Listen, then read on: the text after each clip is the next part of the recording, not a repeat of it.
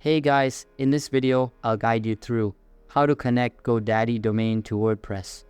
Alright, let's begin the video. Begin by accessing the web hosting section of your GoDaddy account.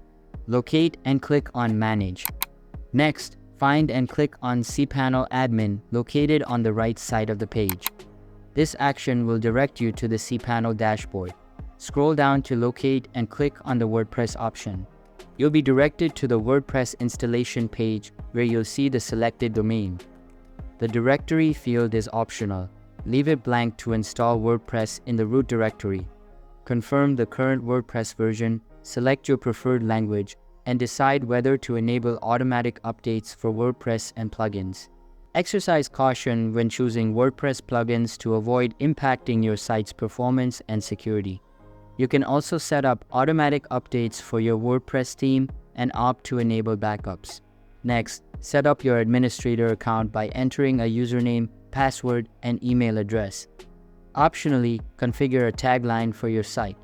For enhanced security, consider enabling Jetpack for two-factor authentication and limiting login attempts. If needed, enable multi-site setup at this stage. Once all settings are configured, click Install.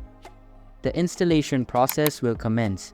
Upon completion, you'll be presented with options such as clone, uninstall, or go to WordPress admin. Click on WordPress admin to access your newly installed WordPress site. From there, you can manage your website, including installing necessary plugins.